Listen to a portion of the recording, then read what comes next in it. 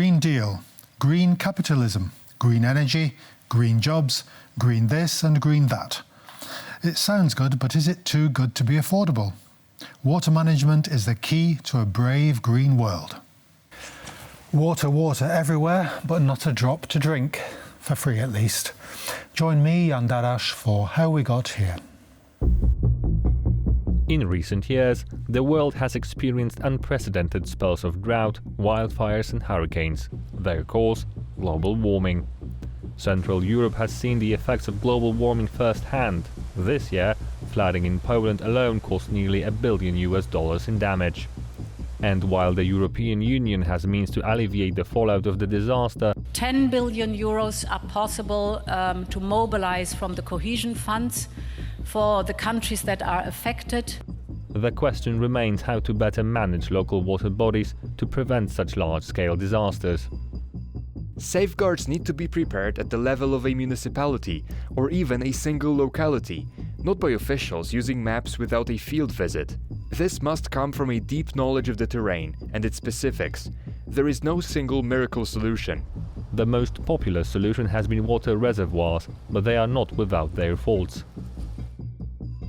In mountainous areas, often there is simply no physical land for such a reservoir, given how narrow the valley is. And by building such a reservoir, we can exacerbate the problem, because if it breaks, as we saw in Stronie Śląskie, the flood wave's force is multiplied.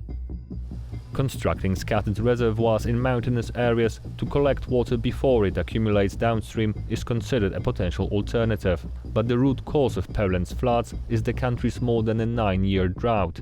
When the land dries to the point where an impermeable crust forms, rainwater does not soak into the ground but runs off the surface, sometimes causing flash floods. Droughts are becoming more common worldwide as a manifestation of global warming. It's driven by continued increases in concentrations of greenhouse gases in the atmosphere. So the three main greenhouse gases, carbon dioxide, methane and nitrous oxide. According to the World Meteorological Organization's report published this June, there is an 80% likelihood that the global annual average temperature will temporarily exceed 1.5 degrees Celsius above pre-industrial levels for at least one of the next 5 years.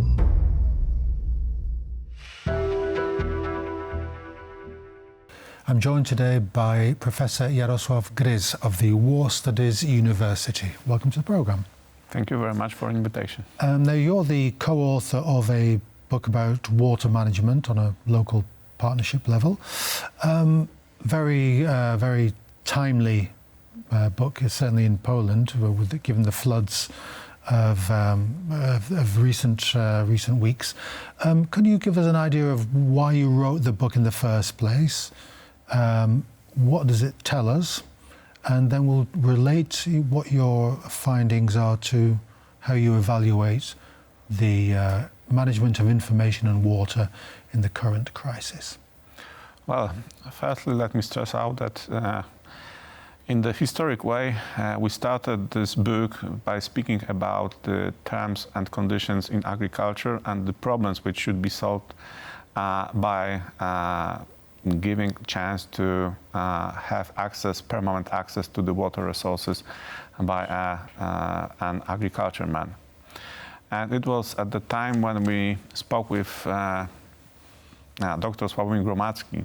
At the time he was the PhD candidate, what to do in terms of the one agricultureman to get permanent access to the water resources. And that was the start point. When we found out that there are lack of proper solutions and there are lack of any conditions which can serve for the purpose of giving permanent access to the water. And there are water shortages, which really affects the plantations and really affects the ability of agriculture to sustain. So the problem was there's either too much water or too little? Is that too little. Unfortunately, for the decades we have shortage of water in Poland, and that is not a matter of 1 year, 2 years, 5 years, but it's about 2 decades or even more. And this is the desertification that we hear in the media about certain parts of central Poland, central western Poland. Yes, indeed. It is one of the elements which is creating that, let's say, situation. But from the perspective of this agricultureman, the access to the water and access to the rivers which are floating through his fields, it's something crucial. And we found it out that there is no solutions which make him able to use them in the purpose of fulfilling, let's say, the requirements. And from that perspective, we started to elaborate the concept itself.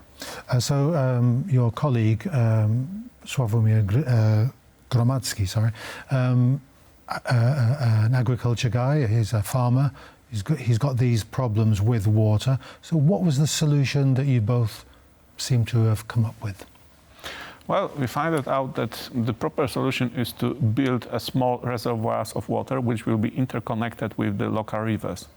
And through that to create a system of water supplies for the agriculture and for the environment itself. What is more that we can put on those, let's say,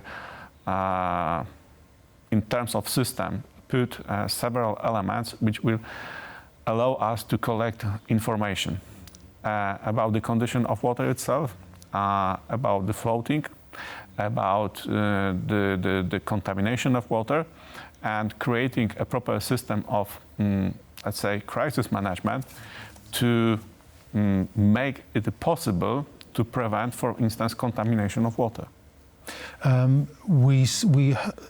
There were echoes of what you say about the provision of information, contamination of water, the building or non-building of these local reservoirs in relation to the current floods. Is that, and you've brought this project down onto a very local level. How do you propose that these reservoirs are built? For example, that people have to be moved, land has to be reserved, people have to be compensated. Is that the area, the broad direction that you're going in? No, it's not that way. Because we have to realize that in terms of landscape, we have different landscape in Poland. Mostly we have the flat land, but what happened and occurred lately, it was flooding in the mountains. And the conditions are very different from the lowland if we compare the two, let's say, places. Mm-hmm. So it's not a matter to create, let's say, a system which will reflect the flooding in the mountains as well as the flooding on the flat lands, let's say, in the central Poland. We concentrated ourselves on the small, let's say, reservoirs and ability to take over the water by them and to deal this water to agriculture and to the environment. So it's not a question of, let's say, a huge investments which are really being required in different places, but to create a certain formula which will allow large number of the agriculturemen, mostly on the flatlands, to get more or less permanent access to the water. And through that to create a situation whether we will have a larger number of access to the water reserves than now. Has there been any such system before in Poland, or is this an innovative system that you're proposing?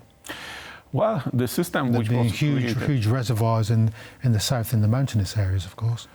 What was created previously? Irrigation of Poland, and it was a systematic work done during the communist period of time. Why?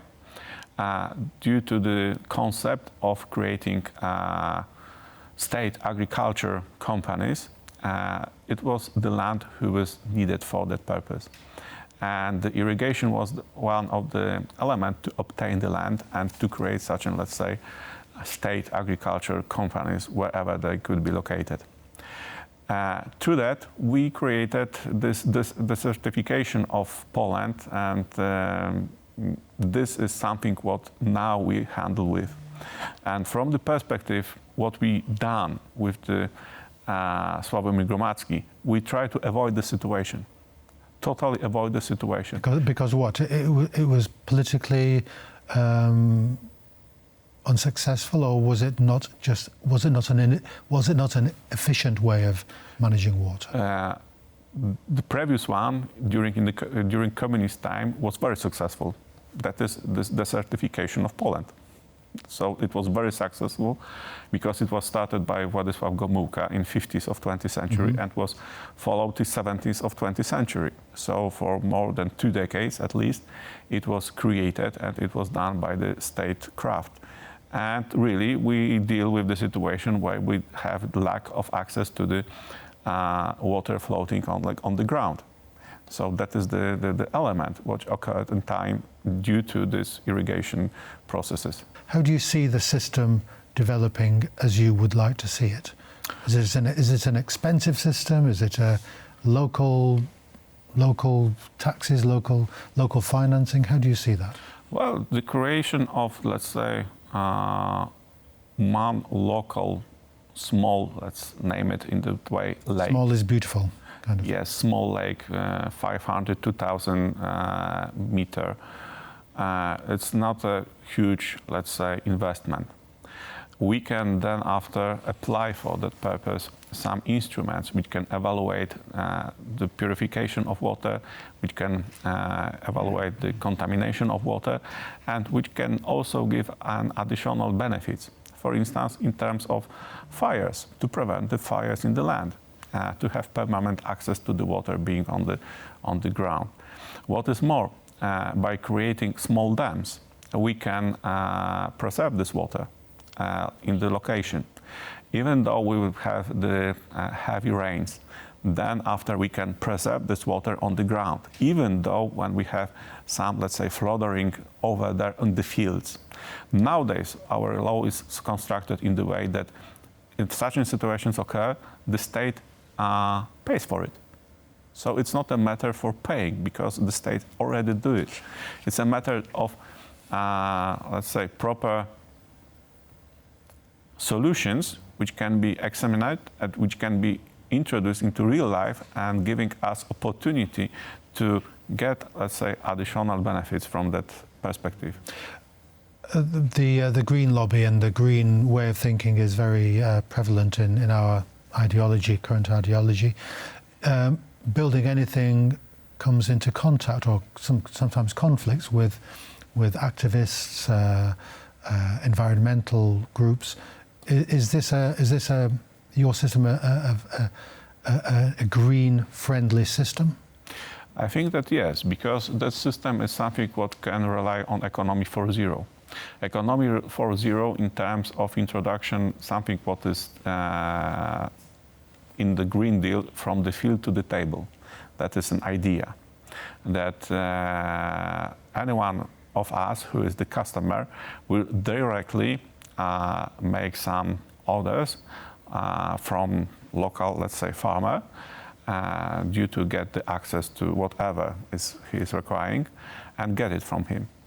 And Economy 4.0 based on the exchange of data, based on the drones, and based on anything what is in terms of technical ability to give us as a customer goods directly from somewhere, is something what is fulfilling that expectation in terms of the Green Deal. What is more, if we create such an, let's say, small reservoirs of water, small lakes, however we name it, we also get the additional benefits in terms of development of environment and, let's say, refreshing the environment itself in the conditions where we have the fields and we have lack of access to the water on the fields, even if we have some depressions on them. Final question to you, Professor. What are the other members of the EU?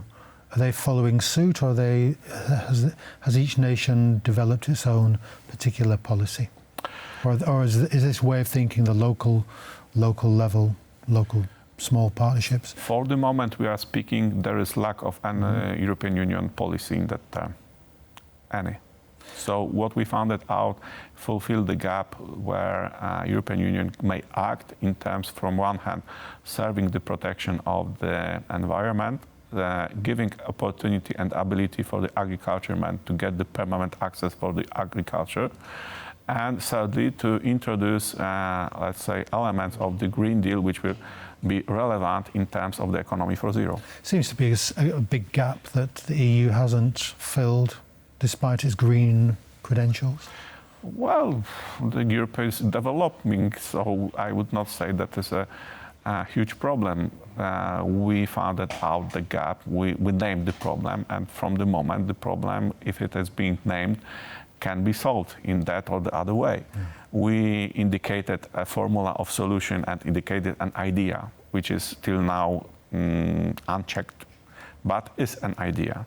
So it is an opportunity and ability to do it and to create maybe better solution or introduce that one, what we proposed. Yes, from idea to practicality. Thank you very much, Professor Gryz, for coming on to our programme. Thank you very much. Join us next time for How We Got Here. Meantime, keep on watching TVP World.